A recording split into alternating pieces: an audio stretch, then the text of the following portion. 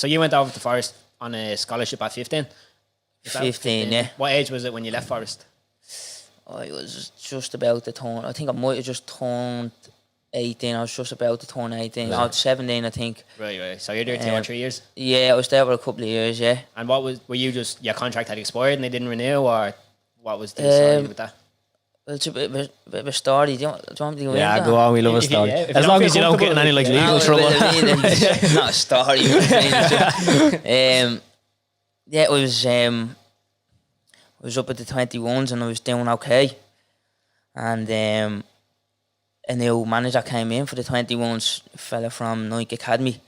Right. And now, to be honest, looking back the way I played back then, I understood why he probably didn't like me. It was all about tricks, and I didn't have the right mindset of a forward. I was all about going 1v1, going past people. I didn't care how my cross was, as long as I got past the player. Not like selfish or anything, but my confidence came from me going past the player. Beating basically. somebody, So he didn't really take a liking to me, and got pulled. But I was doing okay. I remember I was doing okay, but they pulled me in, and I was thinking, right, they're probably going to say I need to work on this, that, whatever.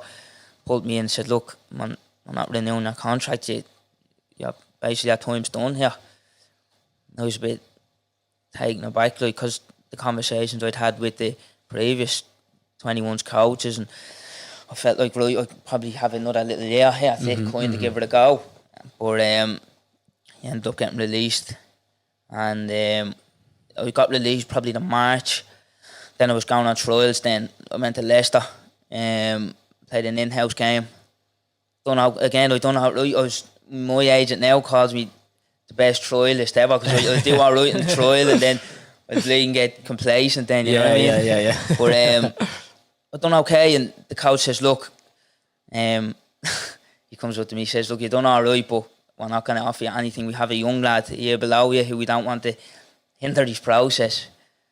And it turns out to be Harvey Barnes. So your man has an idea what he's talking about. Fair enough. So that was that. Yeah, that was dead in the water. Then I went to Birmingham, trained with the 21s, then trained the next day with a mixture of the 21s and the first team. And then I played a game, and I had a nightmare in the game. Then that was another one dead. I was meant to go to Stoke then on trial. My agent went quiet at the time. Went quiet, so I was like, oh, can't get a hold of this fella. Rings me back, texts me actually about 2 weeks after. I'm still training here at Forest, staying fit. So said the coaches were saying on the phone, said, look, you can stay fit with us. We'll go out on trial. He went quiet. Basically said, look, I'm packing her in. So I was like, yeah, nice one. I didn't know what to do then. You know? And so one of the 21s coaches at Forest ended up going to like a non-league side called Ilkeston. They were, I think they're like the 10th tier, 9th league or something. She said, look, come in, train with us, play for the reserve, stay fit. And he says, if anything comes up, just go. No, but I went in, played with the reserves, played a couple of games for the first team. And again, it was terrible. Really bad. Head was fried, thinking. Yeah, what was your mindset at that stage, having gone on so many trials, agents gone missing? It's just, you just don't know what to do. 17-year-old lad, packing, I'd know where to live. Yeah, you know what I mean? travelling, Travelling, it was just a mad period in my life. Like I said, I'd know where to live. I was staying with a friend of mine, his dad. I'd come over, staying with him. He ends up giving me a bell.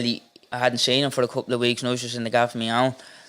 Gives me a bell saying, look, I've moved now to the gaff. You've 2 weeks kind of to find somewhere. I'm going to live down, I think it was Wales or something he was going to live. Yeah.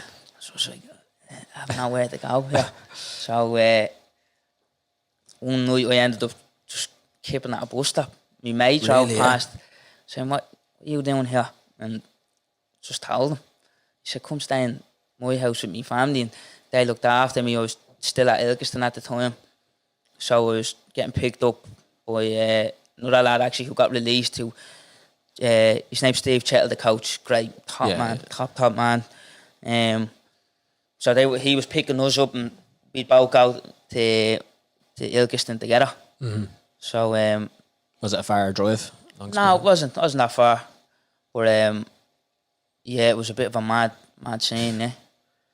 And you weren't getting paid with Ilkeston at that time, were you?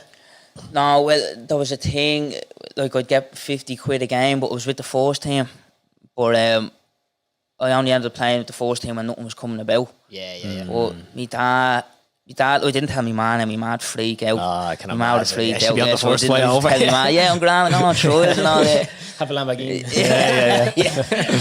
Well, my dad just, look, I had no money. Look, I was waiting for you to get this check for doing your B-Tech or something, like 350 quid, but my account was already in a deficit, so I was already 200 quid down, so I got that in, it was 100 quid, and then that was gone, like, so my dad had to order me food, and you know what I mean, it was a bit of a mad time, but it was, do you know what, looking back now, it's a good time, you know what I mean, thinking like what I picked up from that. Yeah. But yeah, it was a bit of a mad one though, yeah.